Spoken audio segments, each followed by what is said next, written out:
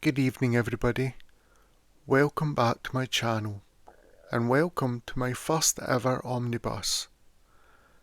Most of these stories were written by me, in order to help you drift off to sleep. Before we begin, please make sure you're subscribed to me, and if you could like the video, that would be great too.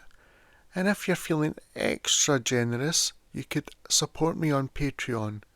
You don't actually get anything extra, but it just helps me get a coffee at the end of the month. Let's begin.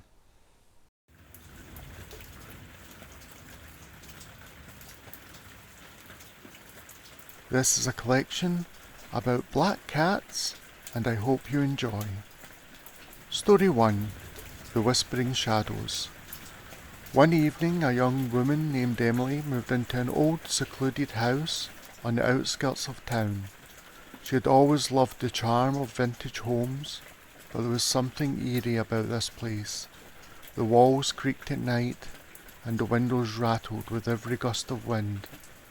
Strange whispers seemed to float through the rooms. The air felt unnervingly cold. It was on the third night that she noticed him, a sleek black cat with piercing yellow eyes. He appeared out of nowhere, sitting in the corner of the living room, staring at her with intensity that unsettled her. The whispers grew louder each night, and Emily began to feel that there was something watching her.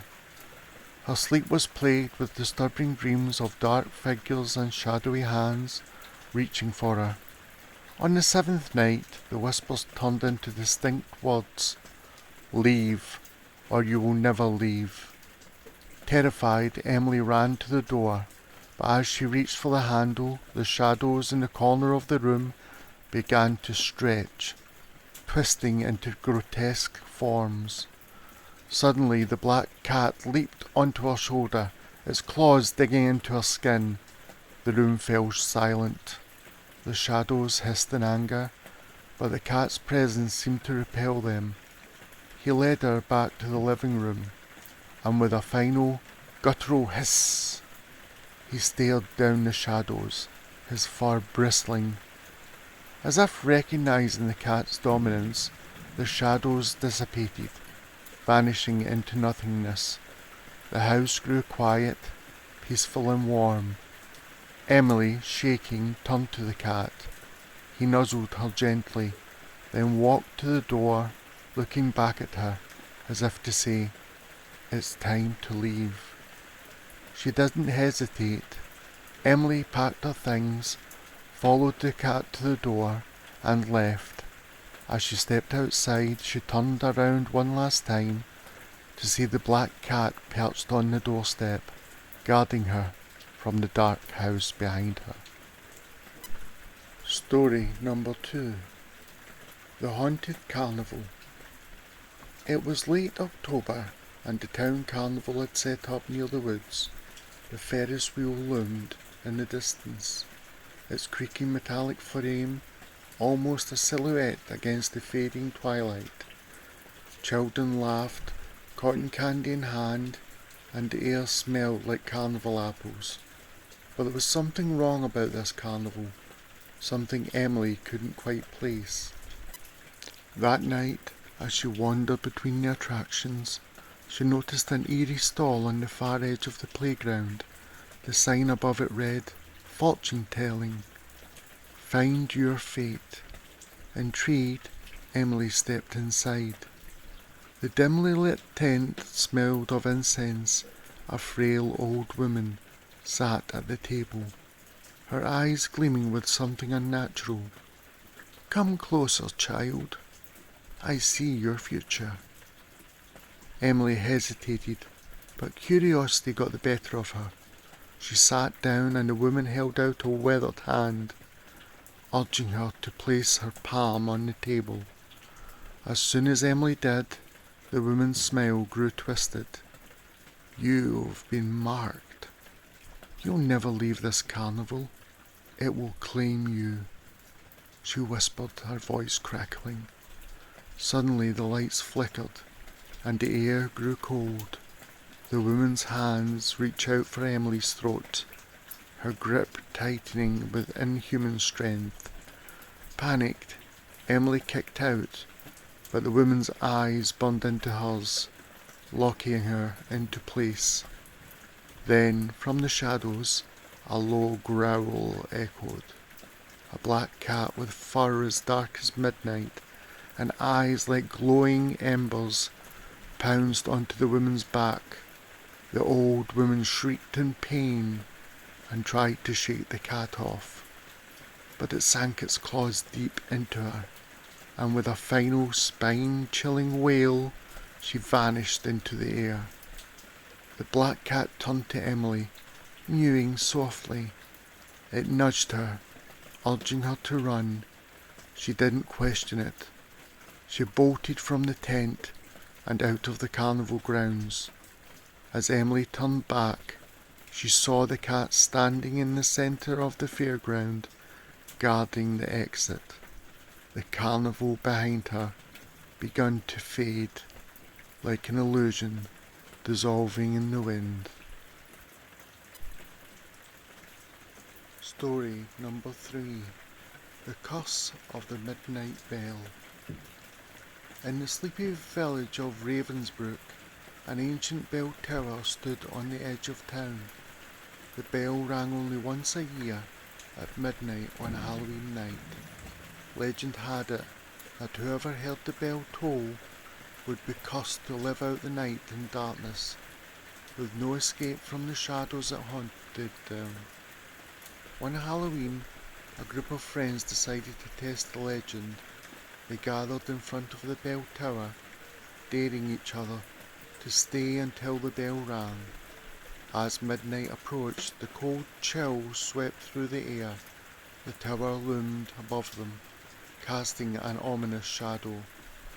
Just as the clock struck 12, the bell tolled once, deep and foreboding. The ground trembled, and the shadows around the tower began to shift, growing longer and darker. The group of friends shrieked in terror as dark, monstrous shapes crept towards them from the darkness. One by one they were swallowed by the shadows, pulled into the night with chilling screams. In the chaos, a small black cat appeared, dating and darting between the shadows. Its eyes were like twin flames in the dark, glowing with a strange power. The cat leaped at the first shadow, hissing and swiping its claws. The shadow screeched in agony before disappearing, vanishing into the ether. It then turned to the next shadow, and the same thing happened. The cat's strength grew with each defeat, and soon the darkness began to shrink, retreating from the light of the cat's presence. In the end, only the black cat remained, standing triumphantly at the bell tower's base. The shadows had been banished, and the cursed toll of the bell has ceased. When dawn broke, the villagers found a group of friends safely asleep by the tower. No memories of the night's horrors lingered in their minds, and the bell tower stood silent, untouched by the terror of the previous night. And the black cat? It vanished, leaving only a faint trail of paw prints that led into the woods. Story number 1. The Uninvited Guest. Lily had always talked about her imaginary friend, Daisy. She described her as a playful little girl who wore a yellow dress and had bright, sparkling eyes. Her parents thought it was just a phase, as Lily was an only child. But over time, they began to notice strange things. One night, after Lily had gone to bed, her mother found a small muddy footprint on the kitchen floor. It was out of place. Leading towards the pantry, she called for her husband, but he found nothing. The next night the footsteps appeared again, but this time they led straight to Lily's room. Hesitant, the mother entered Lily's room only to find her daughter talking to someone at her toy chest. "Who are you talking to?" her mother asked. Lily smiled and pointed to the corner. "Daisy's here. She says I can't tell anyone." Terrified, the mother scanned the room but saw no one. The next morning, Lily's father went into her room to check the closet. It was empty, but as he closed the door, he heard a faint giggle, soft as a whisper. Behind him he turned, but the room was still. "Lily?" he called out. "Who is Daisy?" Lily turned to him with wide eyes. "She's not my friend. She says I have to stay quiet, or she'll take me away." Story number 2. The second one. Ben always had an imaginary friend. His name was Charlie, a friendly boy with shaggy brown hair who never seemed to smile. At first it didn't bother Ben's parents, but soon strange things started happening. Ben's mother would hear him talking in his room, but when she'd check, he'd be sitting quietly by himself. One evening, after putting Ben to bed, she walked past his room and heard his voice, clearer than ever. She peeked inside to find him standing by the window, his eyes glazed over, staring into the night. "Who are you talking to, Ben?" she asked softly. "Charlie says it's time for me to go," Ben whispered. The hair on the back of her neck stood up. What? I don't understand. What do you mean?" "He says he'll come back for me soon," Ben replied, smiling in a way that made her stomach turn. That night she lay awake, uneasy. Suddenly she heard the unmistakable sound of tiny footsteps, padding down the hall. She opened her eyes, expecting to see Ben, but it was only a shadow, small and shifting, too small for any child. A voice whispered from the darkness, "Charlie's waiting for me." Story number 3. The Eyes Beneath the Bed. Hannah had always been close to her imaginary friend, Freddie. They played together for hours, and Hannah would often tell her parents how Freddie loved to hide in the shadows and play hide and seek. One evening, while Hannah's parents were having dinner, they heard her giggling from upstairs. They exchanged glances. It was the kind of laughter that made you smile.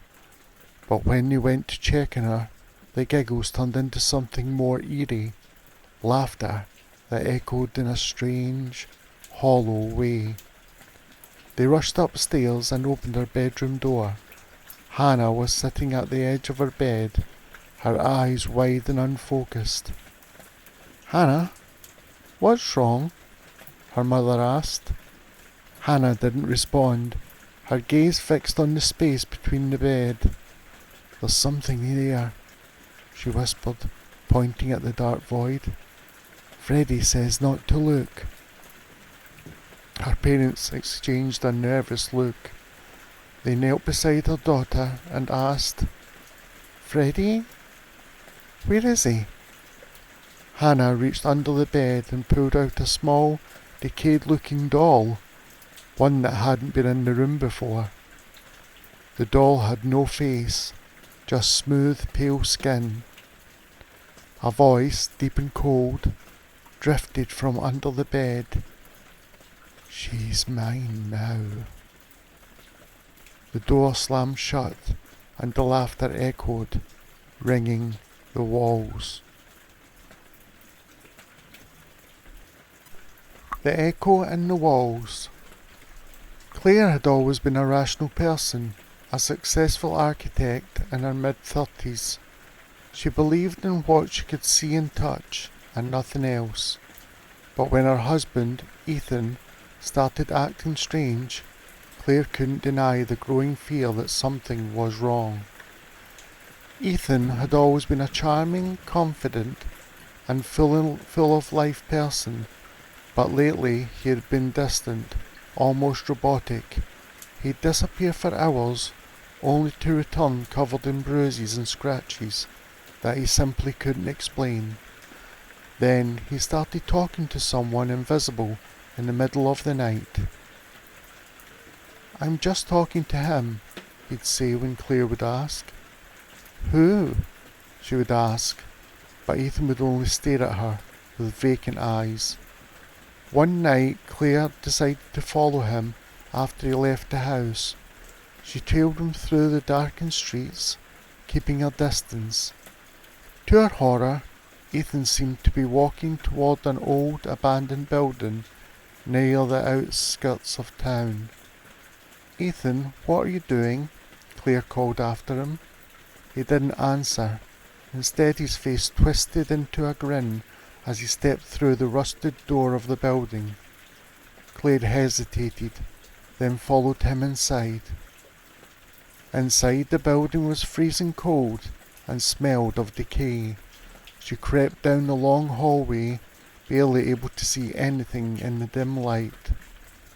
Suddenly, she heard a voice, a low, grating whisper. "You shouldn't have followed him." A shadow appeared ahead of her, its form twisting unnaturally. Claire froze in place. Terror flooded her chest, but before she could react, she felt a sharp tug on her sleeve. She turned to see a figure standing next to her, a tall, dark figure with glowing eyes. Its presence was familiar, yet unsettling. "I told you to stay away from him," the figure whispered. It was Charlie, Claire's childhood imaginary friend. Before Claire could react, Charlie gripped her hand and pulled her toward the side door. "We need to leave, now." As they fled the building, Claire heard Ethan's voice echoing behind them, but it was no longer his voice. It was something else, something dark, something ancient.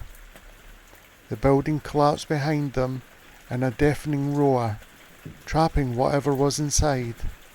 Claire didn't look back, but she knew that if it weren't for Charlie, she wouldn't have made it out alive.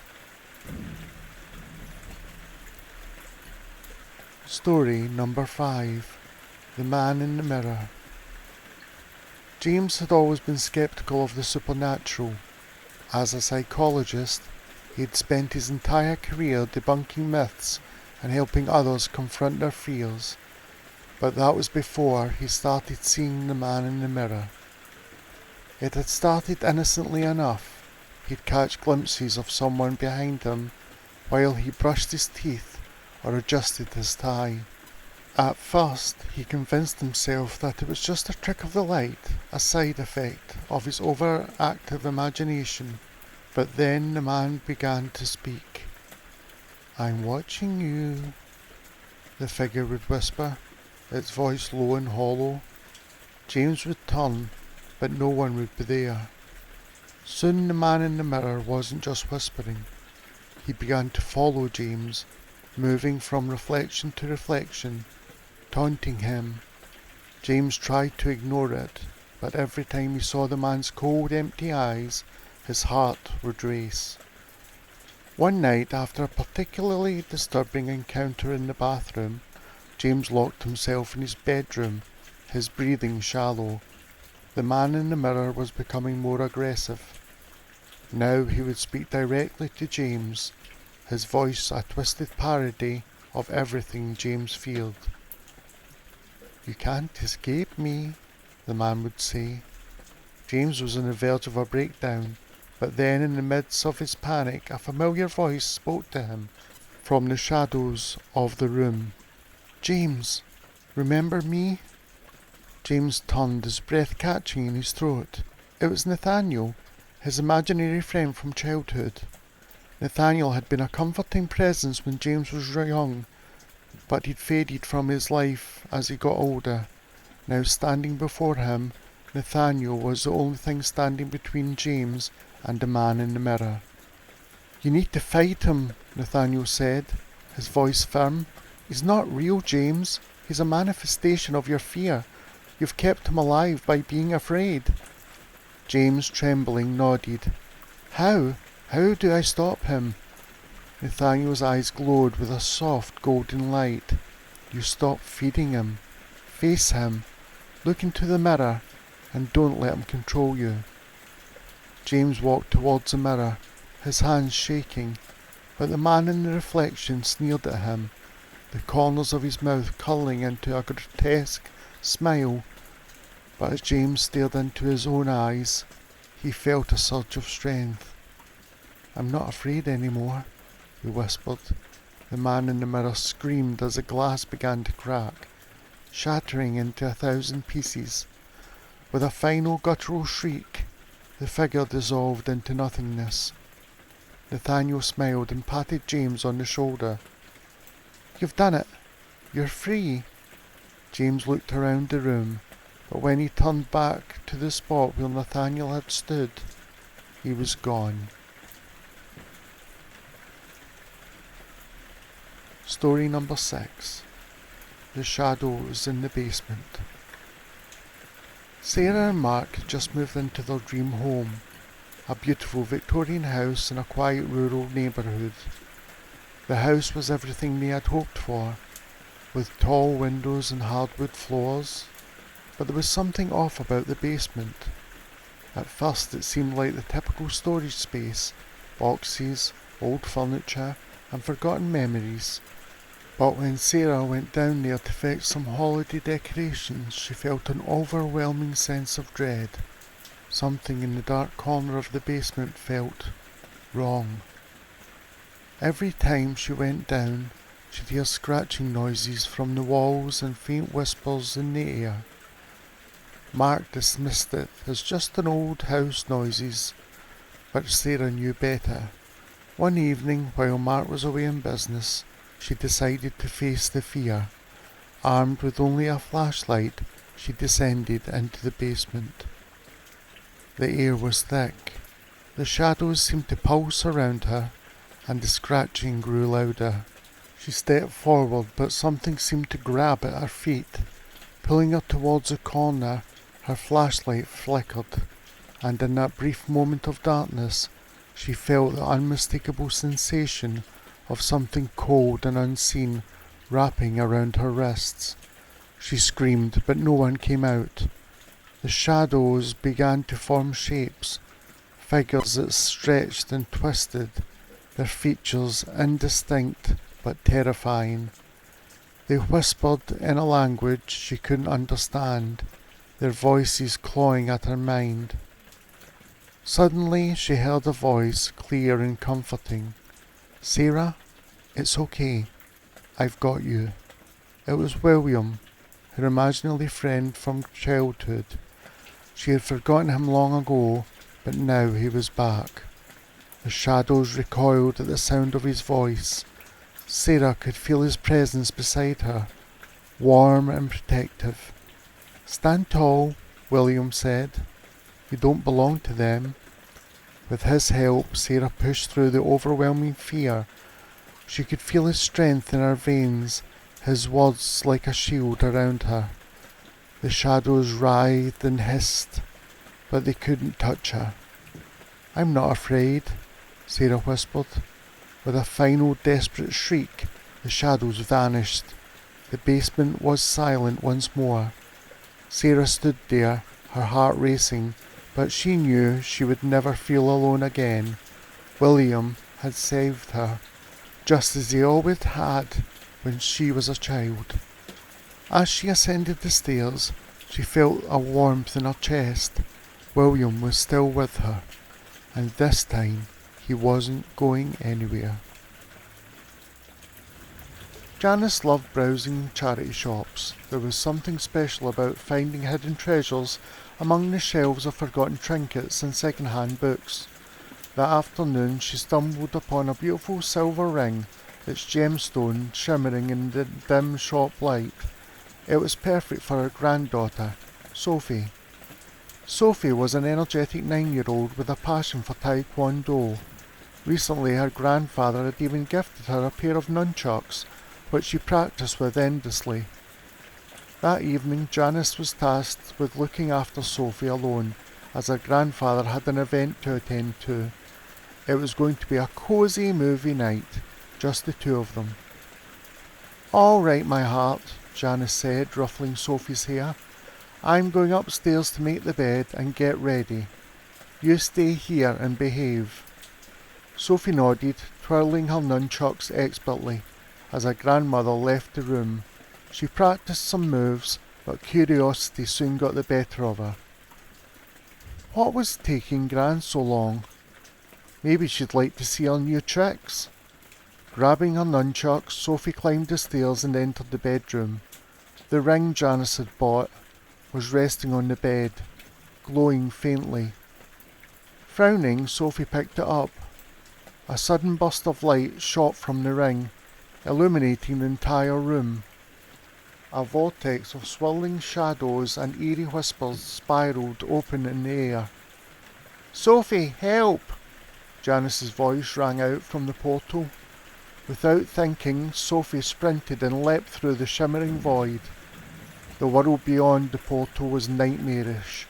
The sky was a sticky shade of purple, with jagged cracks of green lightning slashing across it.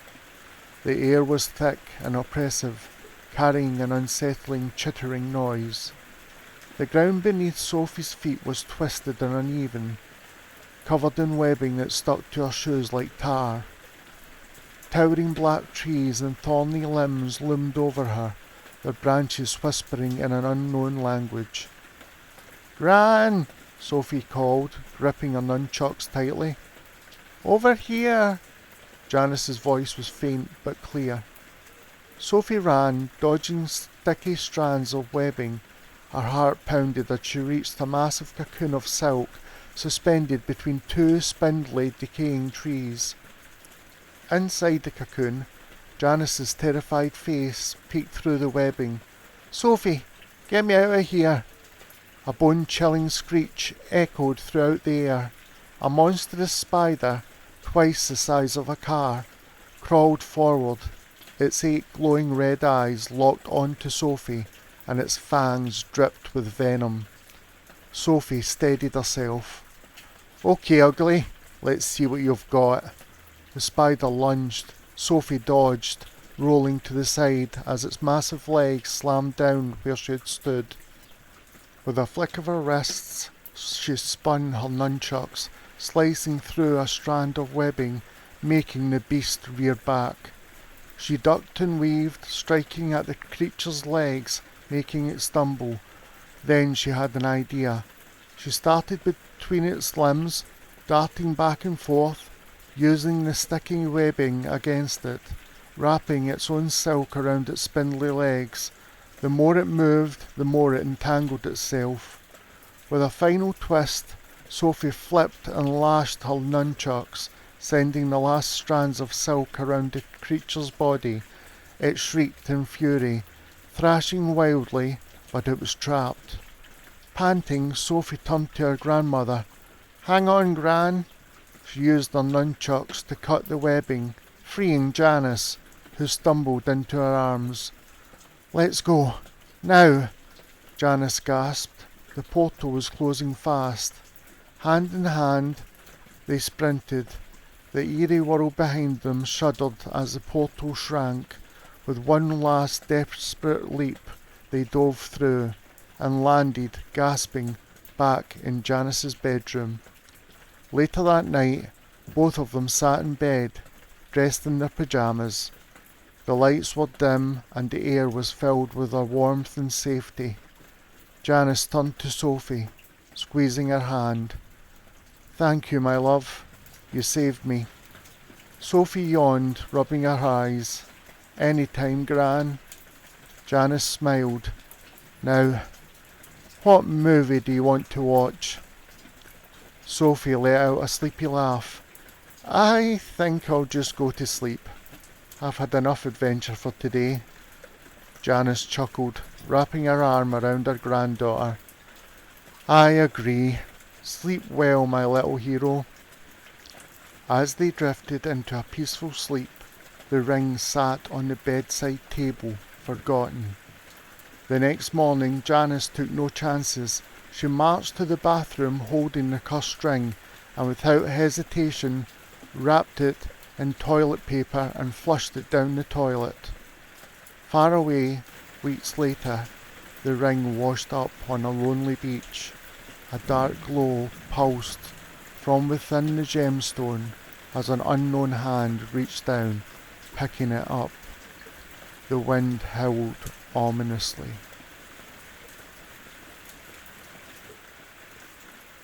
I don't sleep much anymore, not since that night, not since they took me. It started with a hum, low and deep, like the earth itself was groaning. I woke up, but I couldn't move. Sleep paralysis, I told myself. It had happened before. Waking up and finding my body unwilling to respond, trapped in my own skin, while shadowy figures lurked at the edges of my vision. But this was different. The air felt charged, thick like I was drowning in something unseen. The hum grew louder, vibrating in my bones. Then the light came. It wasn't warm like the sun, or soft like a lamp in the night. It was sterile, clinical, cutting through the darkness like a scalpel. My body lifted, though I felt no hands on me, no grasping fingers pulling me from my bed. The window wasn't open, and yet I was moving through it, up into the sky, into the light.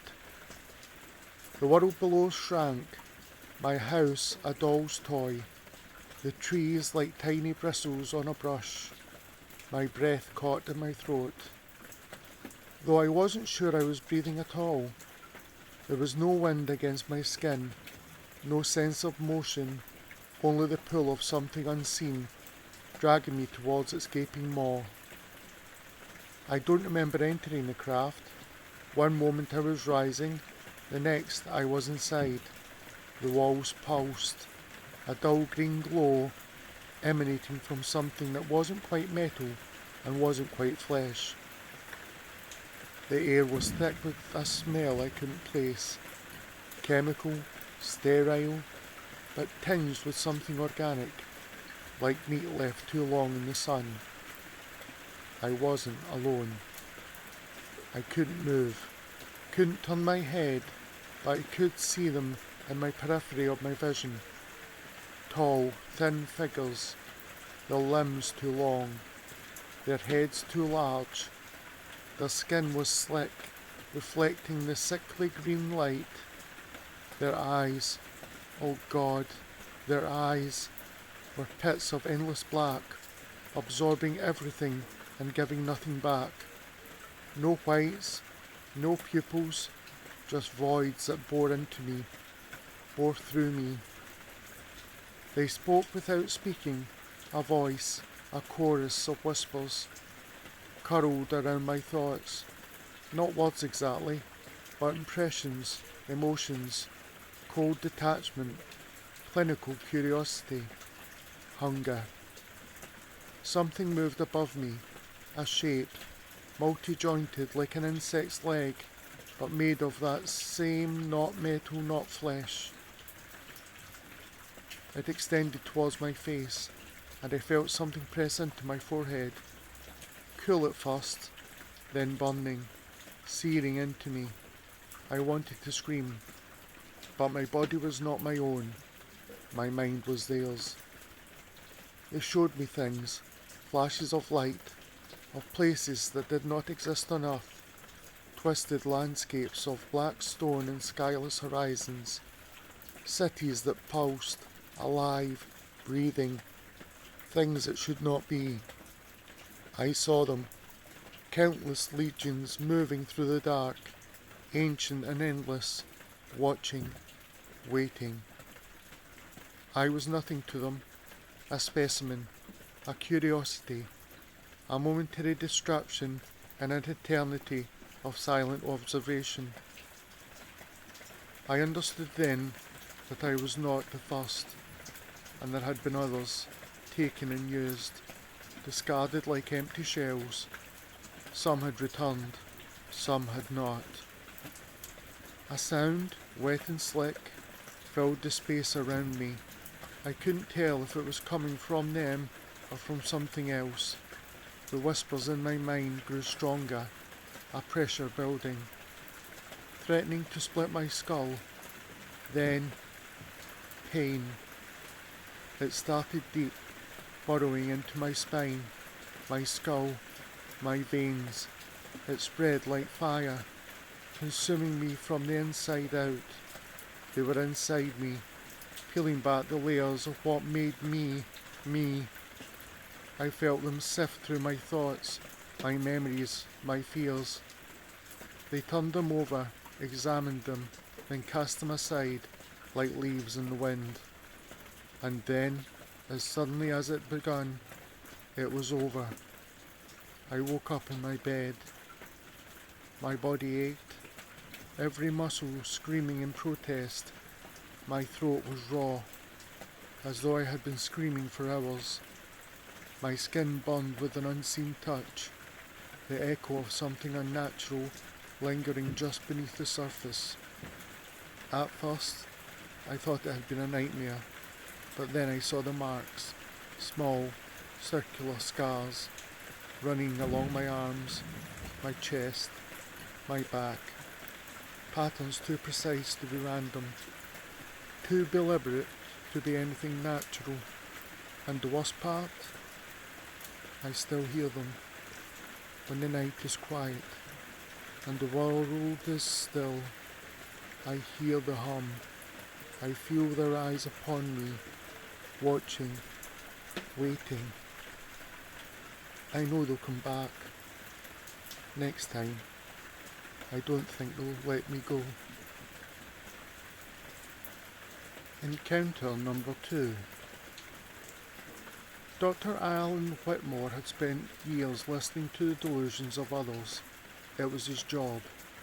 After all, the mind could be a fragile thing, prone to fabrications when trauma or stress wove their intricate webs. And lately, his patients had been telling the same story. I woke up, but I couldn't move, they would say.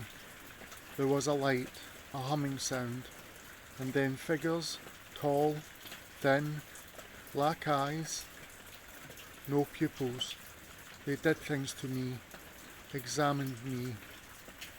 Dr. Whitmore would nod, jotting notes as they spoke.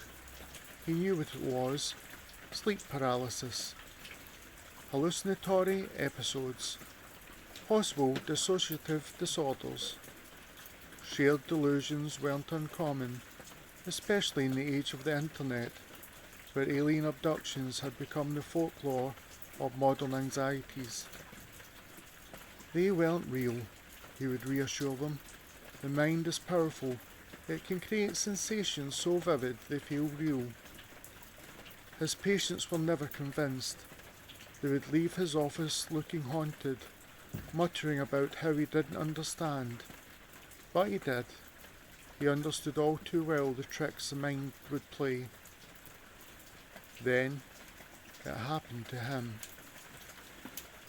It was late when he left his office that night. The streets deserted, the silence pressing. His car sat alone in the empty parking lot. Its windows gleamed under the streetlights. As he walked towards it, an unease settled over him. The air felt thick, heavy, like something unseen was pressing against his skin. Then came the hum, low, vibrating in his bones. At first he thought it was a passing car, an engine rumbling somewhere nearby, but it grew louder, resonating in his skull, rattling his thoughts. His vision blurred, his legs weakened, and then the light.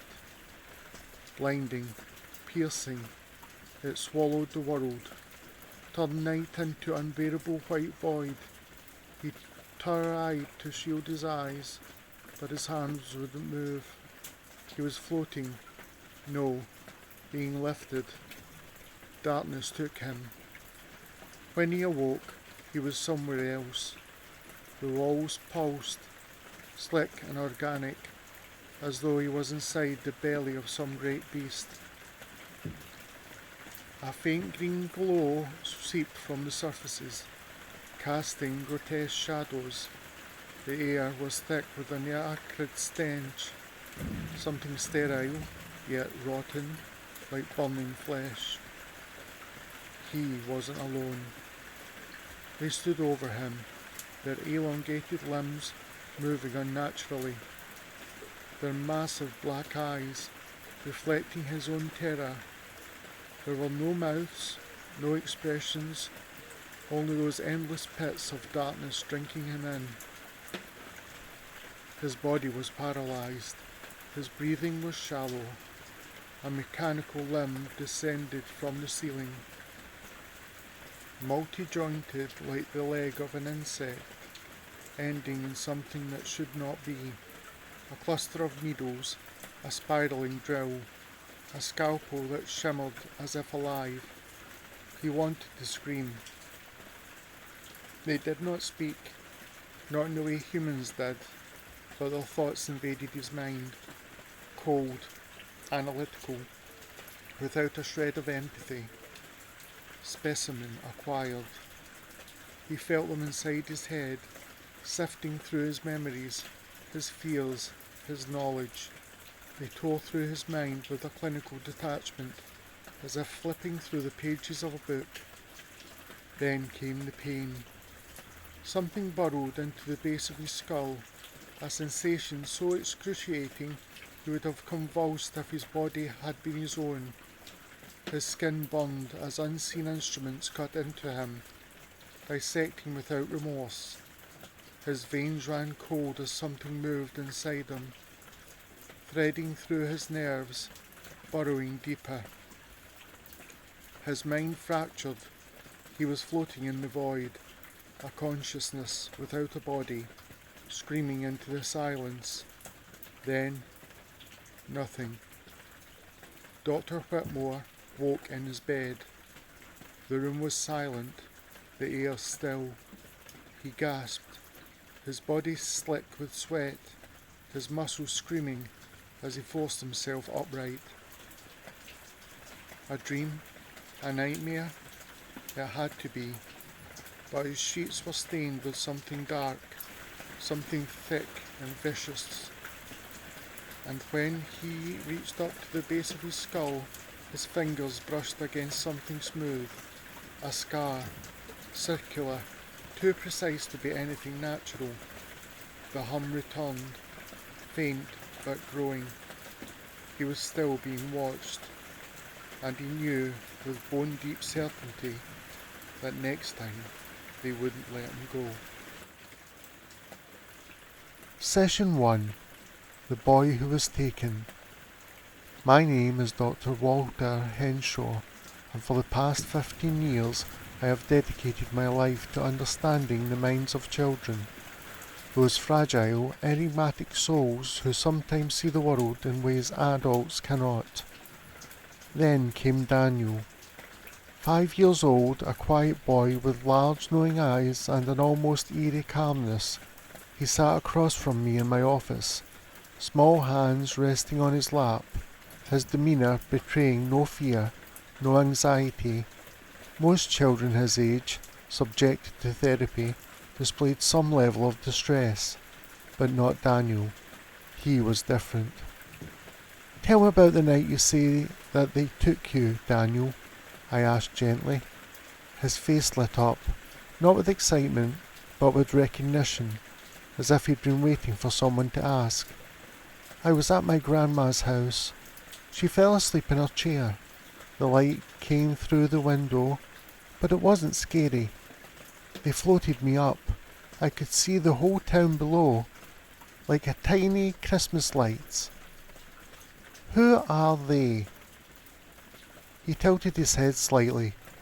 The tall ones, the bright ones. They said they came to talk to me, to teach me. I studied him carefully, searching for signs of a vivid imagination, for cues that this was a mere fabrication, but Daniel spoke with such certainty, such detail, that I found myself unable to dismiss him outright. "And what did they teach you?" I asked. Daniel beamed. "That I should always be kind, that we should never hurt animals, that eating meat is bad. They said all things feel, just like we do." There was a wisdom in his voice, unnatural for a child so young.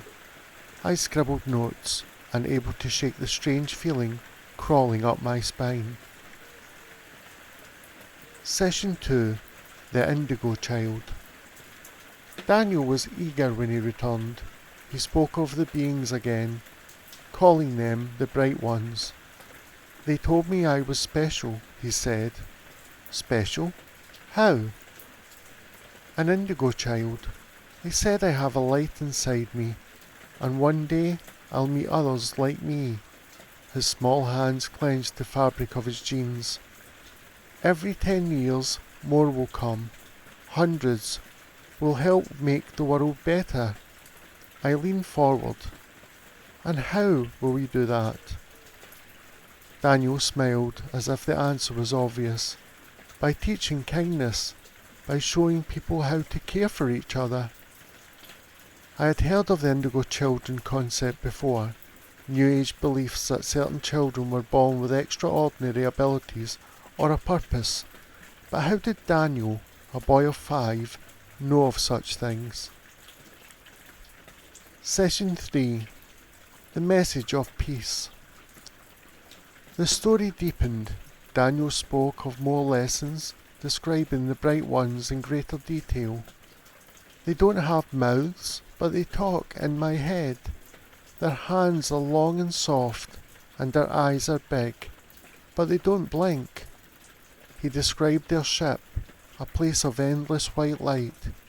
They showed me a picture of Earth, of all the animals, of forests and oceans. They said we are hurting our home, and if we don't stop, there won't be a home anymore. "Did they tell you how to stop it?" I asked. Daniel nodded. "People need to be kind. We need to listen to each other. We need to share. No more hurting. No more wars." Session 4. The Others. Daniel was quiet when he arrived. I sensed hesitation. Something weighed on him. "They told me I will know when I meet another like me," he whispered. "They said we will find each other." "Who will we find?" "Another indigo. We'll see it in each other's eyes." A chill passed through me. The conviction in his voice, the absolute certainty. It was unnerving. I had spent years working with troubled children, but Daniel was not troubled. He was aware. Session 5. The Warning. Daniel's final session left me shaken. "They showed me something bad," he said, gripping the arms of his chair.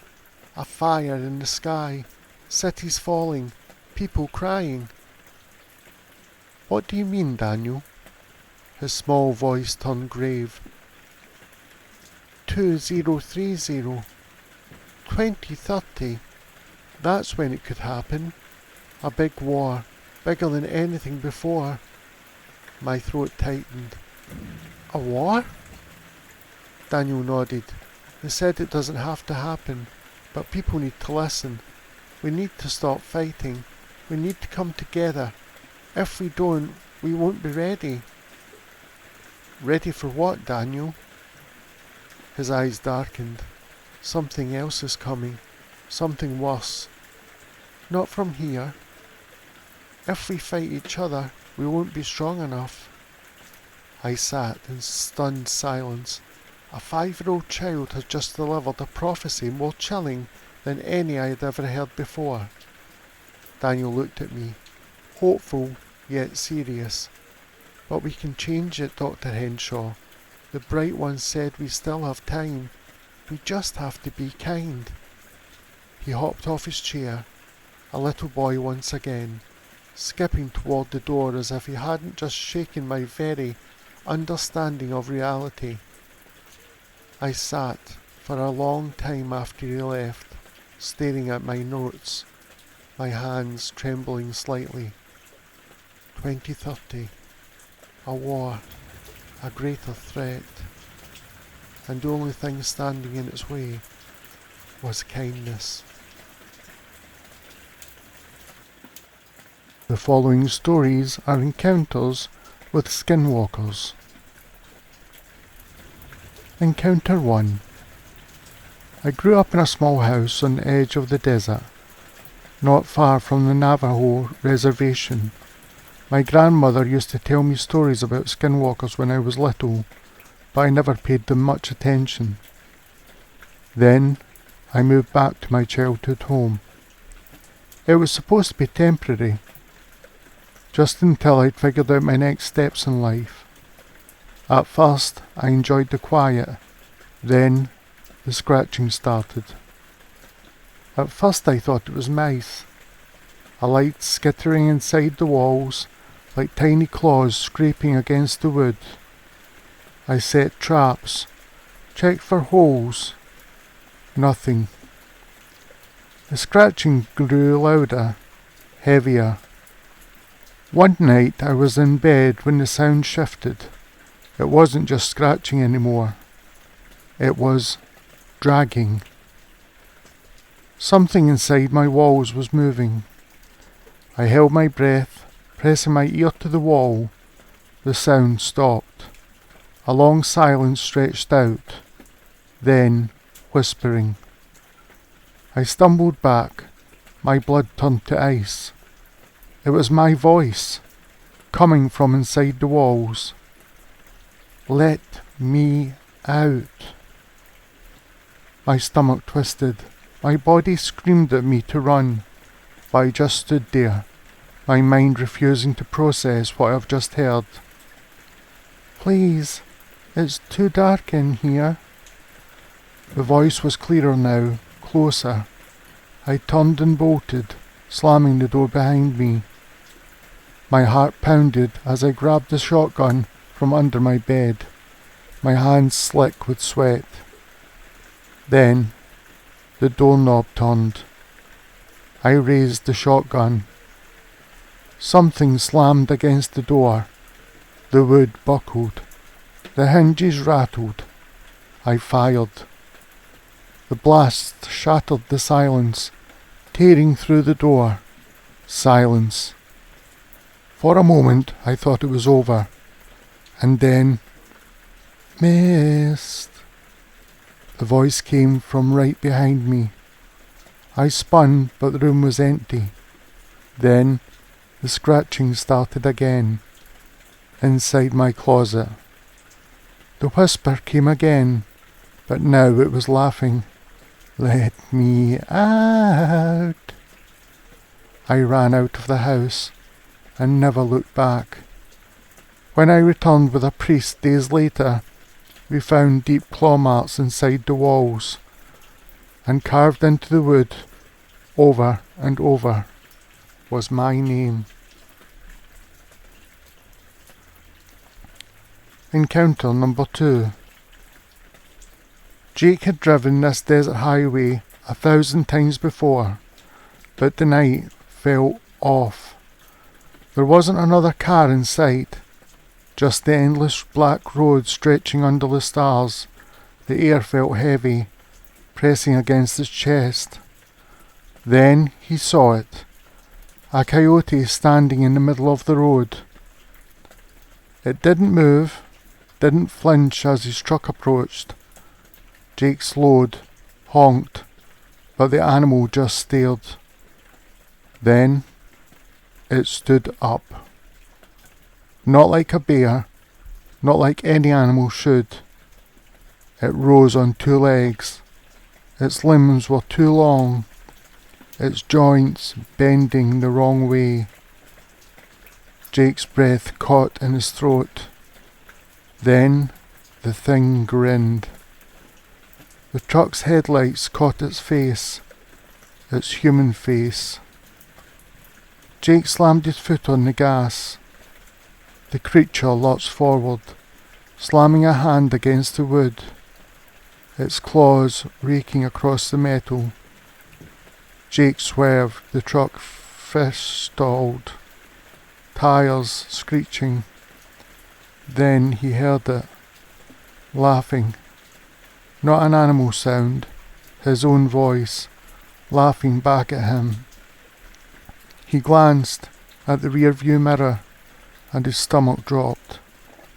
The thing was running beside his truck, keeping up at 60 miles per hour.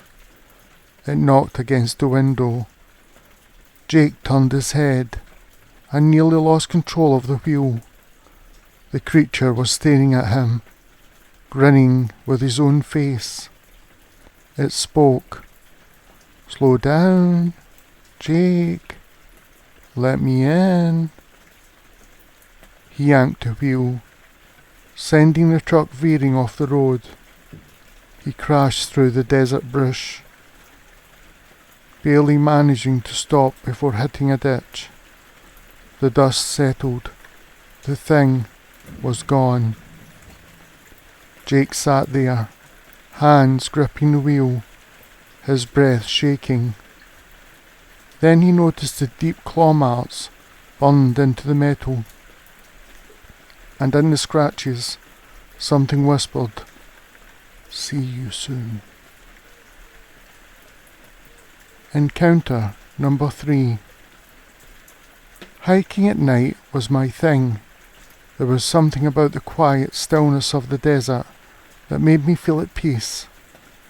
That night the moon was full, the path lit just enough to see. It was about halfway through my usual route when I noticed her.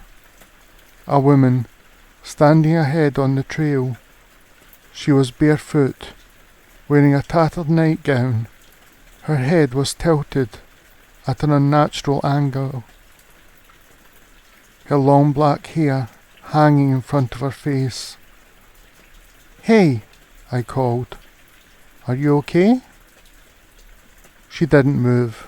She didn't breathe.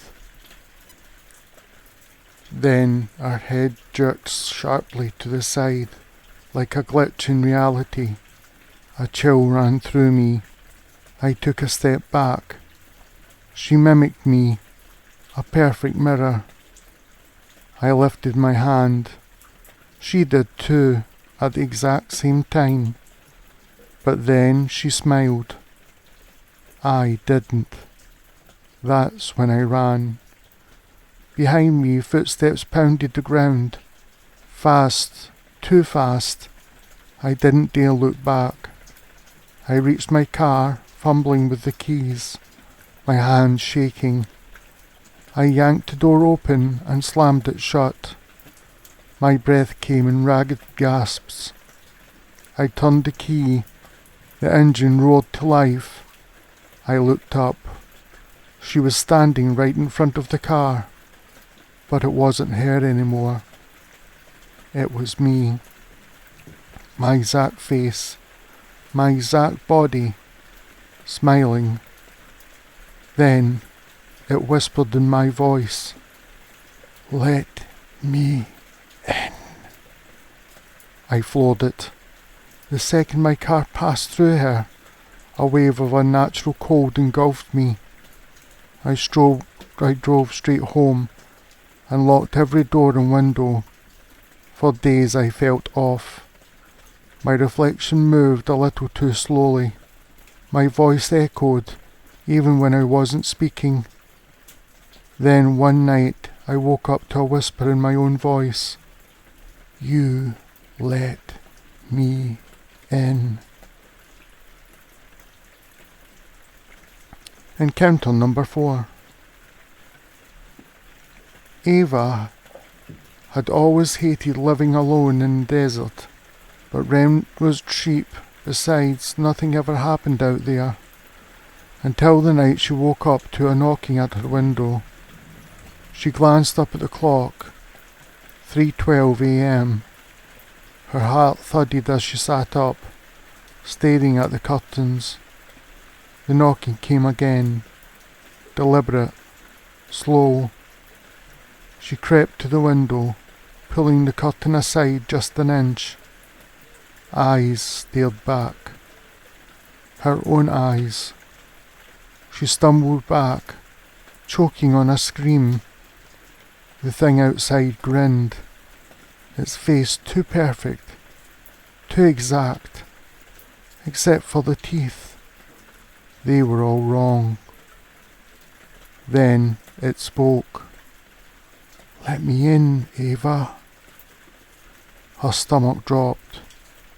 She hadn't told it her name.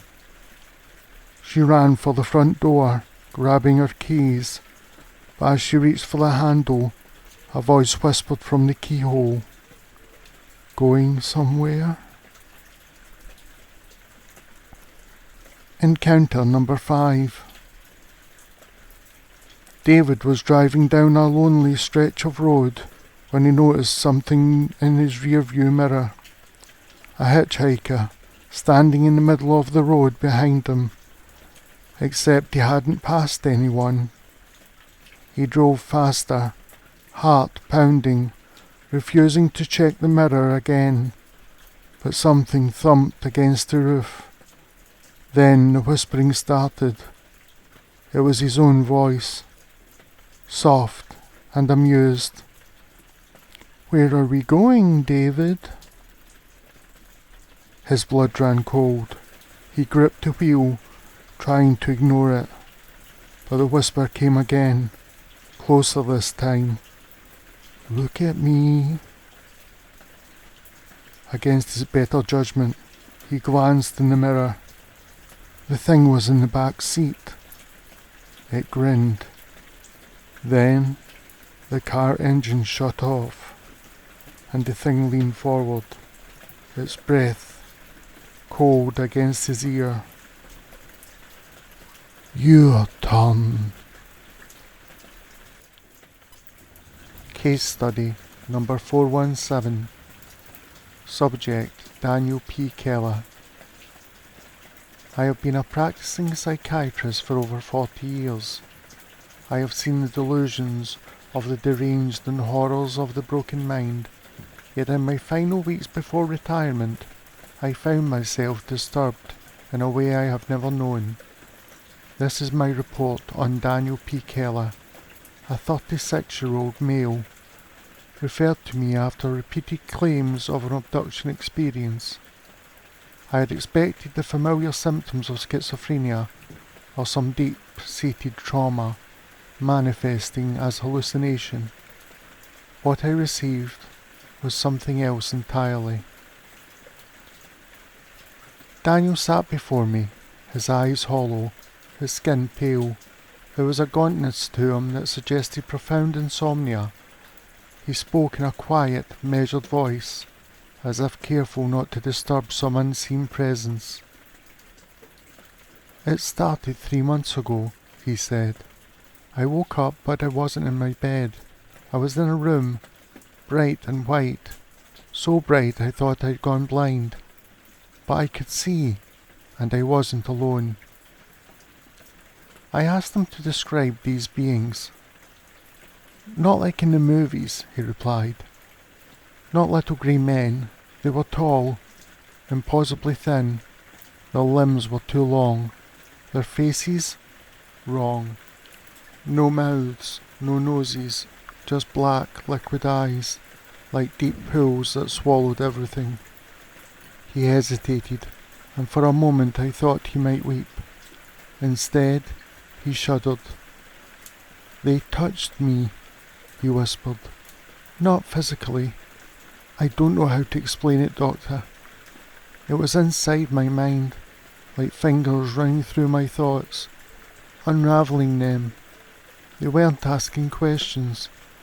They were taking, extracting." I jotted notes. Classic paranoia. A sense of violation common in post-traumatic episodes. "Did they speak to you?" I asked. "Not at first. They showed me things instead. Images, endless corridors of light, spirals of stars, a vast black space where I was, floating, alone, until I wasn't. I saw myself 1,000 times over, in different places, different times. I was a child, a man, an old man, all at once. I was every version of myself that had ever existed. His breath came quicker. Then they spoke. In my head, not in words, but in meaning. They told me something terrible. I felt a chill, though I forced myself to remain composed. What did they tell you, Daniel? He swallowed. They said there is no death, that I have always been and always will be, that you, me, everyone. His voice cracked. We are the same, we are connected. There is no escape, no true individuality, just fragments of the same whole. His hands clenched. I don't want to be part of them, Doctor, but I already am. We all are. I tried to reason with him.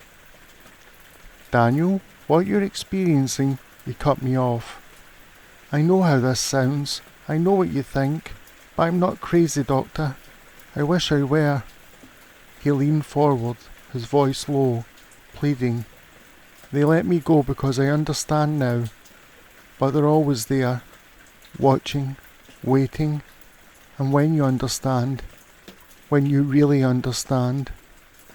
He inhaled sharply, his eyes darting to the corner of my office, his face twisted with horror. They come back. Daniel Keller was found in his apartment 3 days later, catatonic, eyes fixed on the ceiling, his mouth forming silent words. He has since been transferred to an inpatient psychiatric facility. I do not expect him to recover. This case should be routine, a man overcome by psychosis, a delusion of grandeur and horror intertwined. And yet, I find myself restless, my sleep disturbed. The shadows in my office seem deeper than before. I tell myself this is exhaustion, that I am tired, and my mind is playing tricks on me. But as I stand now, turning off the lamp in my office for the final time, I cannot shake the sensation that someone, something, is watching me from the darkness. Story number 1. The Missing. Detective Sarah Mercer had seen her fair share of missing person cases, but none as strange as this one. Amelia Carter, a 17-year-old girl, had vanished without a trace from her bedroom one stormy night. No forced entry, no signs of a struggle, just an open window and a cold breeze where she once had been. Her desperate parents had reached out to every possible avenue, including police, private investigators, and even psychics. But weeks turned into months, and Amelia remained missing.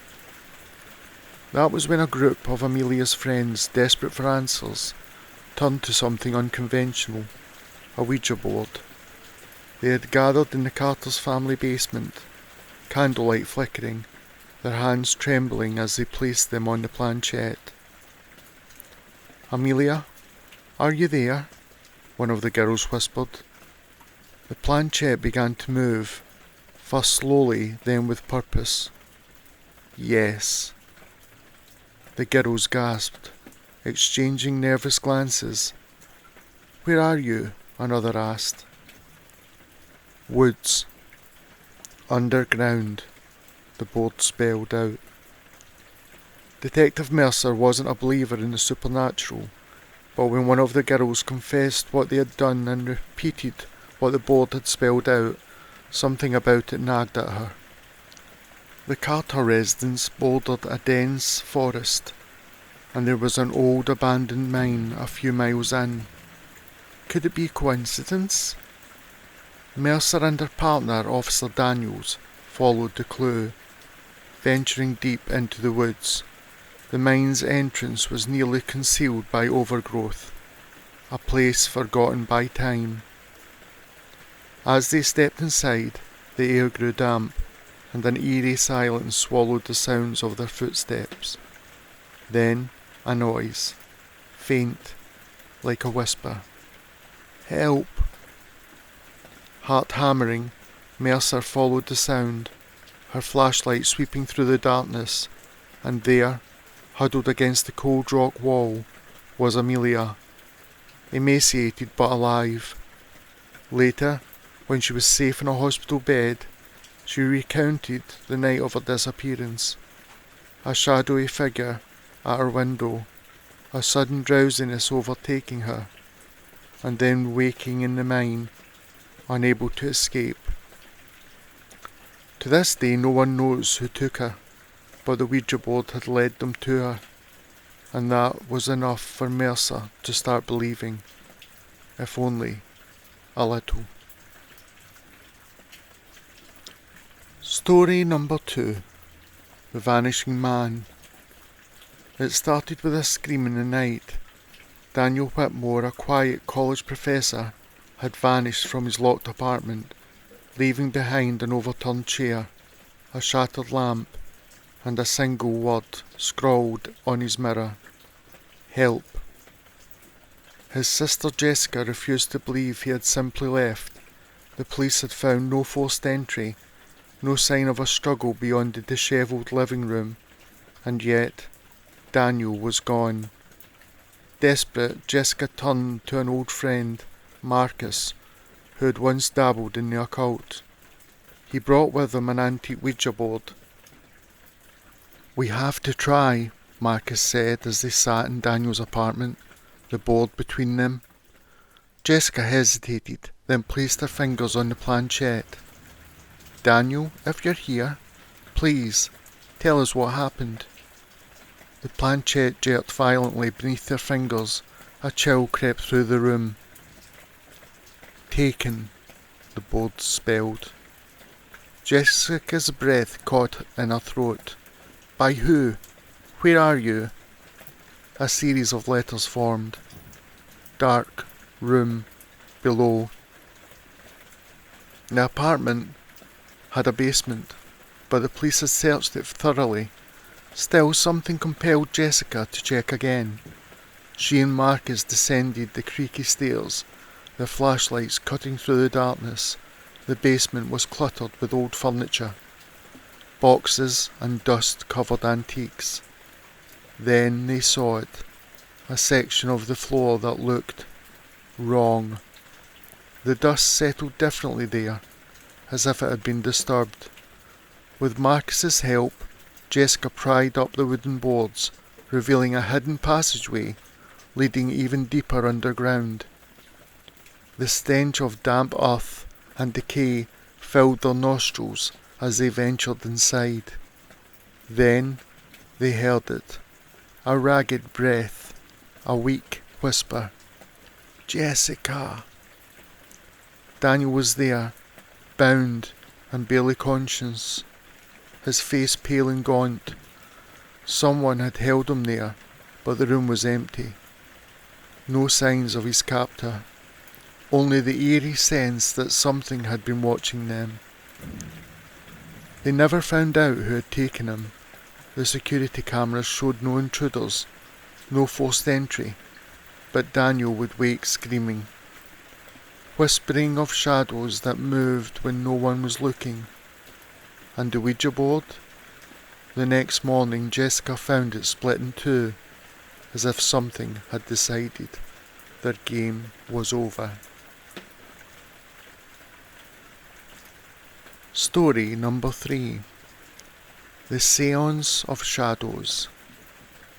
The murder of Victor Langston had shaken the town. A wealthy businessman, found dead in his study with no sign of forced entry. no apparent struggle, and a look of absolute terror frozen on his face. The police had no leads, and the case went cold within weeks. This was until a spiritualist, Eleanor Hawthorne, came forward, claiming she had been visited by Victor's spirit in her dreams. She requested permission to hold a séance in his room, and with no other avenues left to pursue, Detective Rowan reluctantly agreed. The night of the séance, a small group gathered: Rowan, Eleanor, Victor's widow Margaret, and a few others. The Ouija board lay before them, its polished surface gleaming under the candlelight. "Victor, if you are here, tell us, who did this to you?" Eleanor intoned. The planchette moved, slowly at first, then faster, spelling out, "Watch." The room's air thickened, the candles flickered violently, as if an unseen force had exhaled. Then the large mirror on the study wall clouded over, a shadow forming within its depths. And then, movement. A figure materialized in the mirror, a man in a black cloak, face hidden. The temperature dropped sharply as the shadow raised a hand, pointing at Margaret. Margaret let out a strangled scream and bolted for the door, but Rowan caught her. "What did you do?" he demanded. Through sobs, Margaret confessed Victor had planned to leave her, cut her out of his fortune. In a fit of rage, she had sought out an old book of curses, something she had never truly believed in, until it worked. She had whispered an incantation, not expecting it to truly stop his heart. The shadow in the mirror seemed to pulse, and with one final flicker of the candles, it vanished. The air grew still once more. Margaret was arrested that night. The case was solved, but Rowan never forgot the way the shadow had watched them, as if it knew more than it let on. And the Ouija board? It was left in the study, its letters faded, its power spent, until the next time someone dared to ask the dead for answers. Number 1. The Todmorden Abduction, November 28, 1980. In the early hours of November 28, 1980, in the town of Todmorden, West Yorkshire, Police Constable Alan Godfrey experienced an event that has since become one of the UK's most renowned UFO encounters. While on patrol investigating reports of missing cattle, PC Godfrey encountered a peculiar diamond-shaped object hovering above the road. The object was approximately 20 feet wide and 14 feet high, rotating and emitting a bright light. As he attempted to radio for assistance, his communication devices malfunctioned. Suddenly he found himself 30 yards further down the road, with a 25-minute lapse in time. His boot was split, and he had an itchy red mark on his foot. Later, under hypnosis, PC Godfrey recalled being taken aboard a craft and subjected to medical examination by humanoid beings. This incident has been the subject of extensive investigation and debate, with some attributing it to extraterrestrial activity and others suggesting alternative explanations.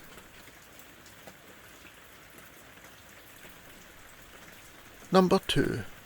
The Rendlesham Forest Incident, December 26 to the 28th, 1980.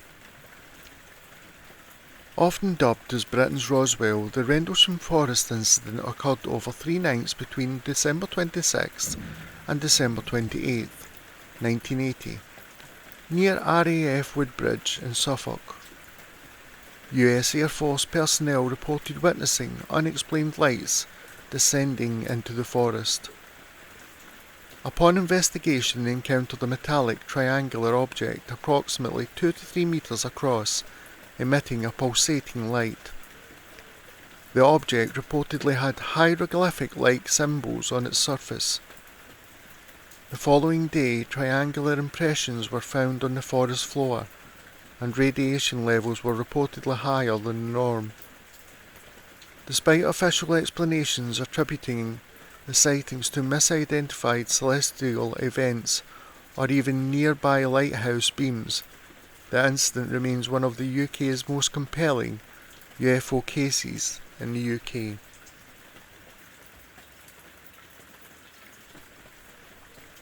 Number 3.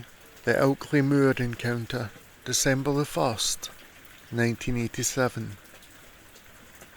On December 1st, 1987, a retired officer referred to by the pseudonym Philip Spencer was walking across Ilkley Moor in West Yorkshire when he encountered a strange creature. He managed to photograph the being, which appeared humanoid but with distinct non-human features. Following the encounter, Spencer experienced a period of missing time. Under hypnosis, he recalled being taken aboard a craft and subjected to medical examinations by the entities. The photograph he captured was analysed by experts, including Kodak Laboratories, which confirmed that the image was not superimposed, though the subject's nature remains a topic of debate. Number 4. The Basingstoke Canal Abduction, August 12, 1983.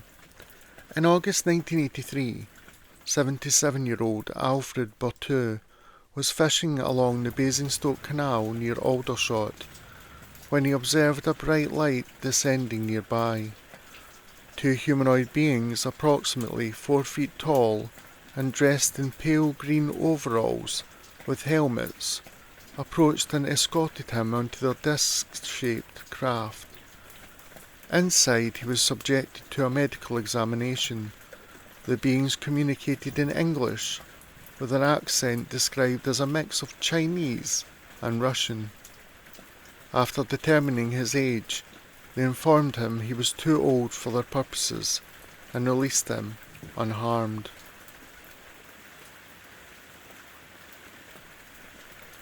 Number 5. The Budleigh Salterton Encounter, April 21st, 1981. On April 21st, 1981, a 35-year-old camper from Kingston upon Thames was staying in a field near Budleigh, Salterton, Devon. Around 4:30 a.m. he was awakened by bright lights near a farm building. Investigating further, he observed a revolving oval craft with flashing lights. An invisible force pinned him to the ground, and he experienced a sharp pain in his back. After approximately 2 hours, he returned to his tent and noticed 2 small puncture marks above his swollen ankle. In the following days, he felt a persistent sensation of being watched. UFO investigators concluded that he may have had been taken aboard the craft and medically examined, based on the missing time and physical marks.